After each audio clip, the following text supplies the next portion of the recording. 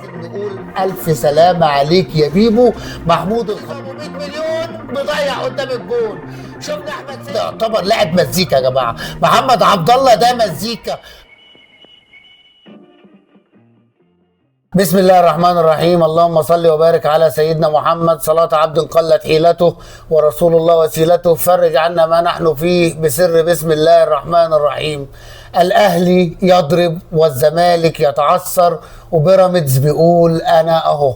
أهلا بيكم في حلقة جديدة من برنامج توك شو الكورة مع محترم. حصاد الجولة ال14 من جدول الدوري الممتاز. الجولة ال14 يا جماعة التي أقيمت على 3 أيام، يوم الحد، يوم الاثنين، يوم الثلاث، من 16/2 ل 18/2. الجولة بدأت مبدئيا بيوم الحد ب4 مباريات. أول مباراة كانت بين سموحة والبنك الأهلي، والبنك الأهلي قدم مباراة للتاريخ، قدر يكسب سموحة 4-1 مع الرأفة. أحمد ياسر ريان كان مباراة الأهداف العالمية. أحمد ياسر ريان أحرز هدف عالمي. أسامة فيصل لعيب يا جماعة جاي لمصر، لعيب موهوب، لعيب حريف. معرفش ازاي نادي الزمالك فرط في لعيب زي أسامة فيصل. قدر فريق البنك الأهلي يصل للنقطة 22، وفريق سموحة ما زال واقف عند النقطة 17. المباراة اللي بعدها يا جماعة قمة الإثارة، قمة التشويق، قمة المتعة. بعد الدقيقة 90 مباراة الزمالك وبتروجيت، والزمالك خد نقطة من بتروجيت. انتهت المباراة بتعادل الفريقين 1-1. جاب نادي بتروجيت الهدف في الدقيقة 93، رد عليه أحمد بحبح على الزمالك وخلى الزمالك يتعادل 1-1. الزمالك عند 27 نقطة في المركز الثالث.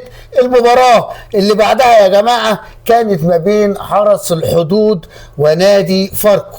حرس الحدود قدر يتغلب على نادي فاركو 2-0، وتعود الصحوة لمحمد يوسف وأبنائه وياخد 3 نقاط ثمينة في وقت ثمين ليصل للنقطة 21، ويتوقف نادي فاركو عند النقطة 18. المباراة اللي بعدها مباراة المتعة، مباراة الحلاوة، مباراة الشقاوة، مباراة النادي الأهلي ونادي الإسماعيلي. المباراة اللي شفنا النادي الأهلي تغلب على نادي الإسماعيلي 4-0 مع الرأفة. الإسماعيلي كان متواضع فنيا.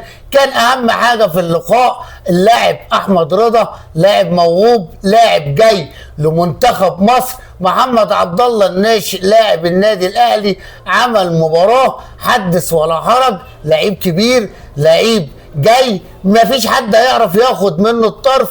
ما زال النادي الأهلي في المركز الثاني برصيد 32 نقطة، بأقوى خط هجوم وأقوى خط دفاع. مش عارفين الجولة الجاية هتودينا على فين. لسه في مباراة القمة قادمة. المباراة اللي بعدها كانت ما بين مودرن سبورت ونادي بيراميدز، ومباراة يا جماعة لا طعم ولا لون ولا ريحة. كل اللي في المباراة هدف إبراهيم عادل، وتصدر بيراميدز جدول الدوري برصيد 33 نقطة. مباراة ما فيهاش ريحة الفنيات، اتفرجنا عليها ملينا من كتر الفرجة. لعيبة مش مأديانا المستوى اللي هو ممكن عشان يكون ضغط المباريات. المباراة اللي بعدها كانت بين الاتحاد السكندري والجونة. والله بعودة يا اسكندرية، والله بعودة يا اتحاد.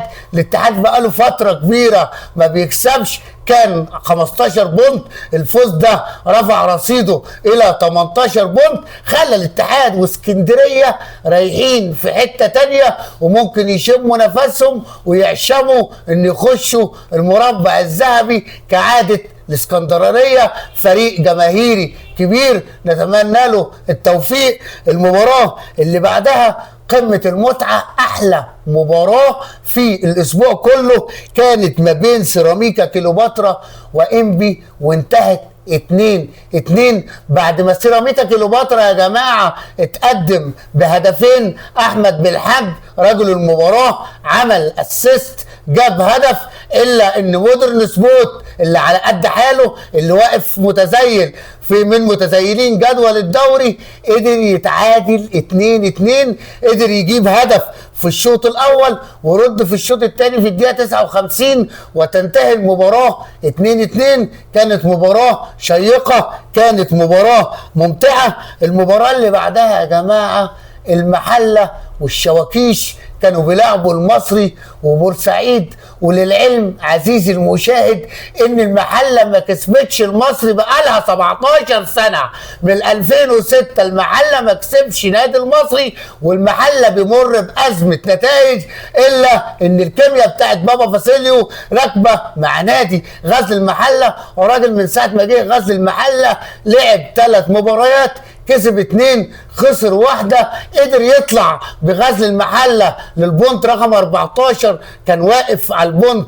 رقم 8. الشواكيش والغربيه كلها بتحيي بابا فاسيليو. المباراه اللي بعدها والاخيره كانت ما بين طلائع الجيش ونادي زد، والظاهر يا نجيب يا سويرس فلوسك حرام، عمال زد يخسر في يخسر. ما زال زد يا جماعه فريق مصروف عليه لحد دلوقتي 16 بونت.